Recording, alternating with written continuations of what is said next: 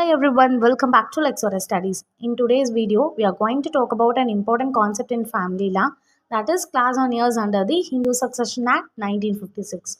Okay, basically ஒரு Hindu person இறந்துட்டாரு without leaving a will அப்படின்னா the property was shared based on the law. Okay, this system is called intestate succession. இந்த ஆக்டுக்கு தான் class one years பற்றி கொடுத்துருக்காங்க and யாரெல்லாம் class one years அவங்களுக்கு என்ன ப்ரிஃபரன்ஸ் கொடுக்குறாங்க and what are the rights எப்படி வந்து நம்ம வந்து கிளைம் பண்ணணும் ஒரு ப்ராப்பர்ட்டி நம்ம ஷேர் வாங்குறதுக்கு இது எல்லாத்தையுமே நம்ம இப்போ பார்க்கலாம்.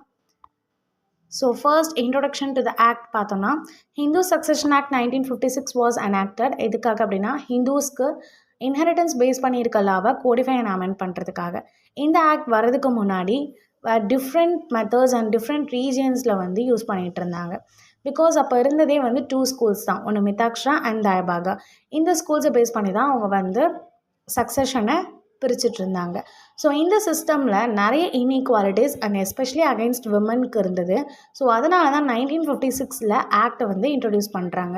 இது வந்து ஒரு uniform system of inheritance and விமனை வந்து ரெகக்னைசேஷன் பண்ணுது as a absolute ஹேஸா.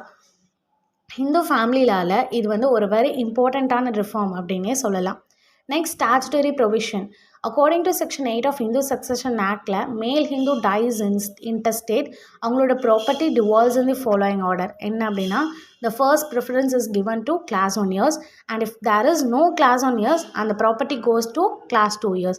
If both class 1 and class 2 years is not available and the property goes to agnates, and finally agnates me illa abdina the property goes to cognates. Okay, so clear ah in the law namakku enna kodukudhu, the first and highest priority goes to class 1 years. Okay, next classification of heirs வந்து 4 classification இருக்குது.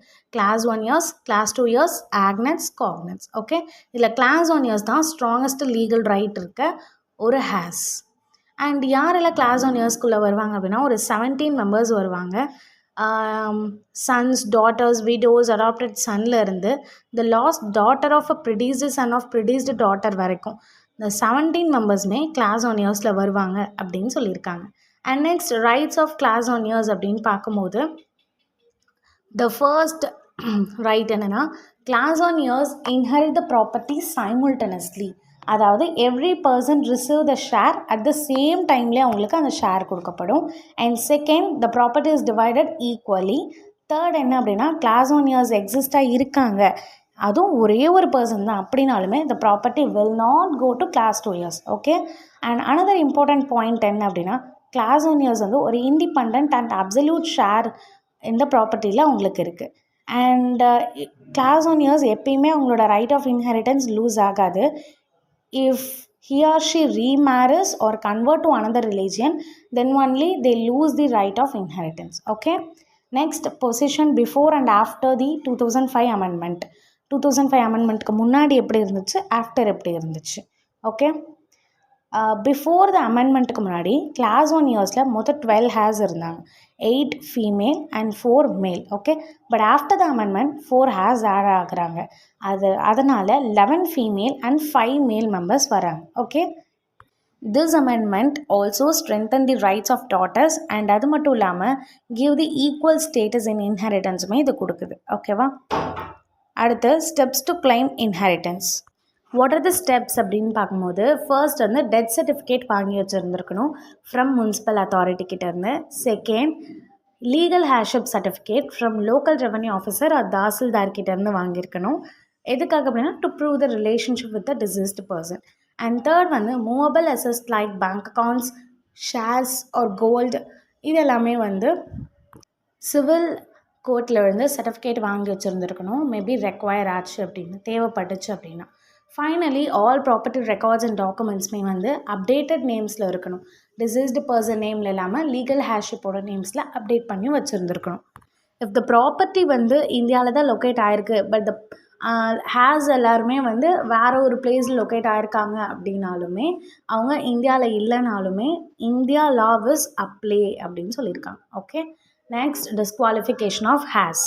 Disqualification of heirs அப்படின்னு பார்க்கும்போது ஸ்டார்டிங்கில் 2005 அமெண்ட்மெண்ட்டுக்கு முன்னாடி remarriage of some widows அவங்க எல்லாருமே டிஸ்குவாலிஃபிகேஷனாக தான் consider பண்ணாங்க.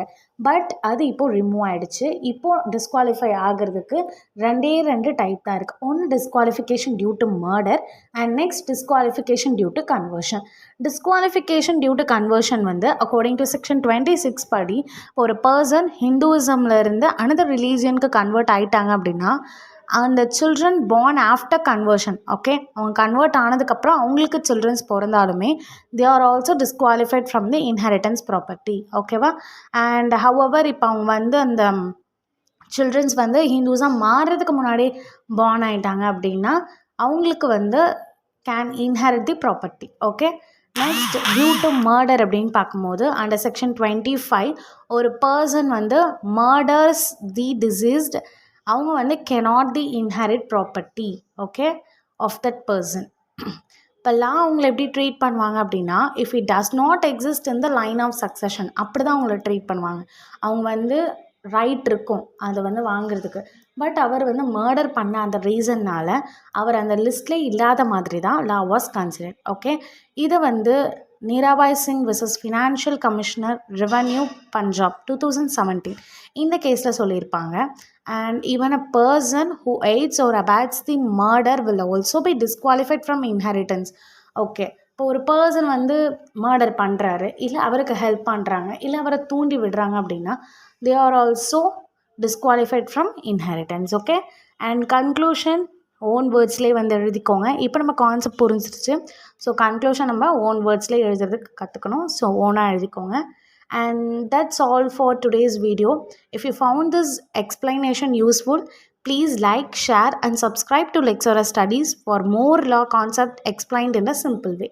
Thank you for watching. See you in the next video.